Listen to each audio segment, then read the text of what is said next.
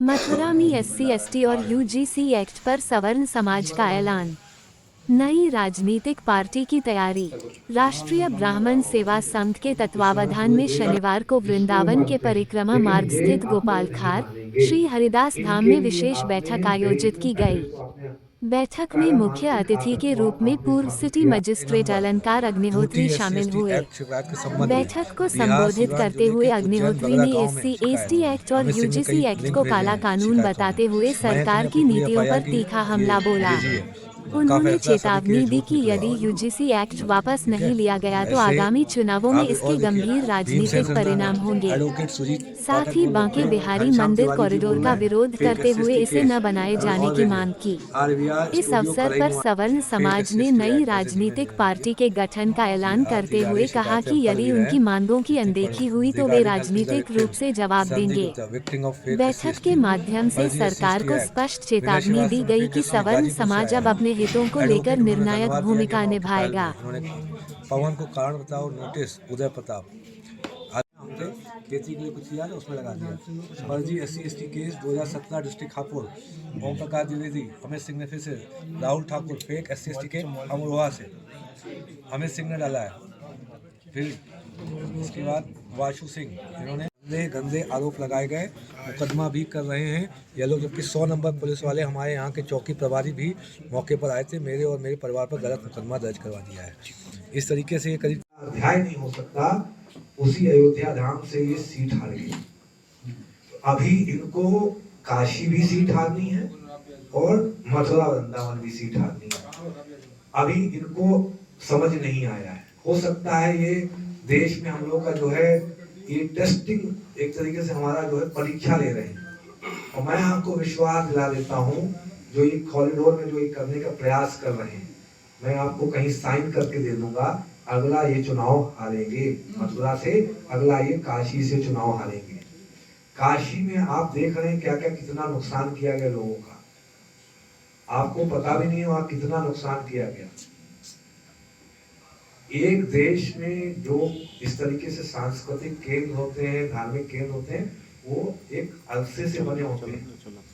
वहां का महत्व तो ही होता है। हमें बहुत अच्छा कुछ चीज देखनी हो, मैं लाल किला बहुत बढ़िया बना है वहां नहीं चला जाऊंगा। मैं इन छोटी छोटी गलियों में जाता हूँ, संस्कृति को देखने जाता हूँ, छोटे छोटे मंदिर परंपराओं को देखने जाता हूँ कि 400 साल पहले लोग कैसे पूजा करते थे, कैसे छोटी छोटी मूर्ति अपने हाथों से बना के पूजा करते थे। आपने उसको छत विछत कर दिया। मैं कोई बहुत जब संस्कृति देखने जा रहा हूँ, आप ऐसे तो खजुराहो है मंदिर बना है, उसको भी धीमे तोड़ दो और ताजमहल टाइप बढ़िया बना दो। ये सब आपके विरासत हैं। आपके 400-500 साल गोस्वामी तुलसीदास के समय से वहां पे लोग पूजा कर रहे हैं। पंडित श्री चंद्रा शर्मा जी, आपका बहुत बहुत विशेष धन्यवाद आभार। हमारे राष्ट्रीय अध्यक्ष श्री आनंद वल्लभ गोस्वामी, मंचासीन सभी प्रतिनिधिगण और यहाँ पे मंच के बाद इस सभागार में उपस्थित सभी जितने भी जनप्रतिनिधि आए हैं या एक्ट और सेकंड और तीसरा जो है आपका जो इस समय जो कॉरिडोर की जो व्यवस्था चल रही है, 3 बिंदु में बात करेंगे। सबसे पहले तो मैं आपको बहुत मैं इस मंच को बहुत धन्यवाद देना चाहता हूँ जो मंच का इस कार्यक्रम का आयोजन किया है कि यहाँ पर भीड़ नहीं है, लेकिन ये जितने जो जनप्रतिनिधि बैठे हैं ये अपने आप में भीड़ है। और इसमें मैं कटाक्ष भी करूंगा। एक एक व्यक्ति यहाँ 10,000 को रिप्रेजेंट कर रहा है, कम से कम 5 से 10,000 लोगों को रिप्रेजेंट कर रहा है। आज जो विजय एकादशी 13 फरवरी 2026 के दिन आज मैं यहाँ वृंदावन में आया हूँ। बांके बिहारी जी का जो है आशीर्वाद लेने के उपरांत आज यहाँ पे जो राष्ट्रीय ब्राह्मण सेवा संघ है वहाँ उनके जो कार्यक्रम है उसमें मैं उपस्थित हुआ हूँ। और जो 3 बिंदुओं पर यहाँ पर हम लोग का जो सनातन समाज है उसने चर्चा की है। प्रथम आपका यूजीसी रेगुलेशन 2026 जो भारत सरकार के गजट में 13 जनवरी 2026 को प्रकाशित हुआ है। दूसरा जो SC/ST एक्ट जो देश का सबसे बड़ा काला कानून है, जो माननीय सुप्रीम कोर्ट में जो सुभाष काशीनाथ महाजन वर्सेस स्टेट ऑफ महाराष्ट्र 2018 का जो केस था उनको निष्प्रभावी करते हुए धारा 18A संसद द्वारा लागू की गई। तीसरा जो यहाँ पे कॉरिडोर है, जो अपना मथुरा वृंदावन में जो कॉरिडोर सरकार कोशिश कर रही है किस तरीके से यहाँ की जो विरासत है उसको ध्वस्त करके एक तरीके से जो यहाँ के आर्थिक पक्ष को अपने नियंत्रण में लेकर जो हमारे जो मूल अधिकार है, जो सनातन परंपरा है, जो हमारे सेवादार हैं, उनके जो पक्ष को, उनके हितों का ध्यान न रखते हुए अपने नियंत्रण में लेना, ये 3 बिंदुओं पर आज हम लोग की चर्चा की गई। यूजीसी को लेकर लगातार आपका विरोध जारी है, लगातार जगह जगह जाकर आप विरोध कर रहे हैं, आपने अपने पद का भी यहाँ पर जो है छोड़ दिया है। एक स्वर्ण पार्टी बनाने की बात की है आपने। पहले मैं ये बात कहूँगा कि जो देश में लोकतंत्र खत्म हो चुका है, जनतंत्र होता है जब जनता की भावना के बारे में बात करने वाले जनप्रतिनिधि आपके पास होते हैं, आपकी बात करते हैं। 13 जनवरी 2026 के बाद से जो यूजीसी रेगुलेशन 2026 का वो प्रकाशन हुआ है, उसके उपरांत भी देश का कोई भी जनप्रतिनिधि अभी तक नहीं बोला है।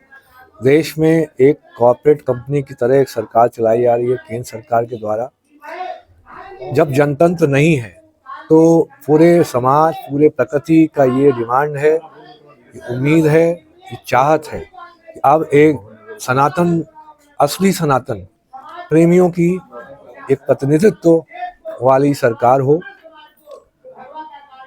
इसी क्रम में जो आज बहुत ही अच्छा दिन है, विजय एकादशी है, 13 फरवरी 2026 के दिन। आज मैं यहाँ से बांके बिहारी जी का ध्यान करते हुए, बजरंगबली का जी का ध्यान करते हुए, भगवान श्री राम का ध्यान करते हुए, भगवान परशुराम का ध्यान करते हुए और काशी महादेव का ध्यान करते हुए आपके समक्ष आह्वान कर रहा हूँ, घोषणा कर रहा हूँ कि हम लोग एक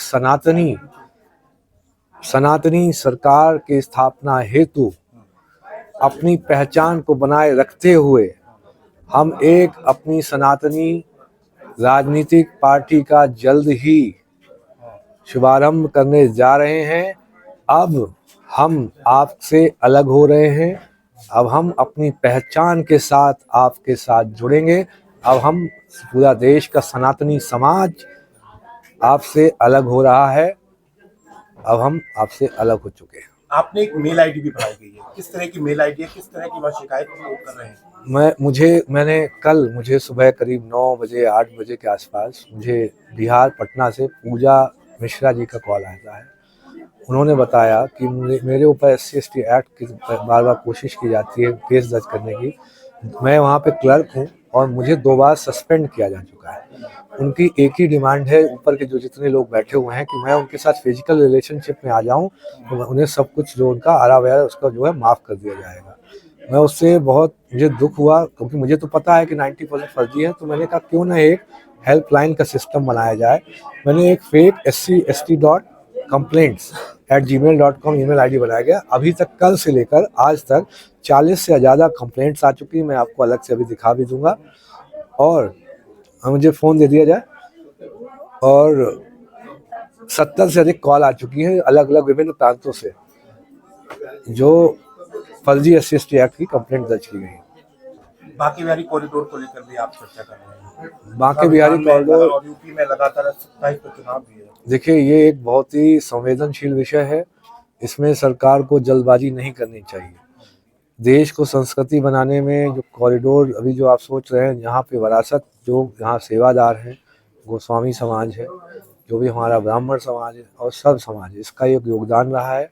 हजारों 2-3 हज़ार साल, हमें तो पता भी नहीं है, वो तो हम लोग सब इतिहास में पढ़ते हैं, क्या गलत क्या सही क्या झूठ, लेकिन हजारों सालों से इन सनातन जो परंपरा को ये सेवादार गोस्वामी समाज, ब्राह्मण समाज और सवर्ण समाज यहाँ को स्थापित करते हुए चलाया है, जिसके कारण आज हम लोग यहाँ आते हैं।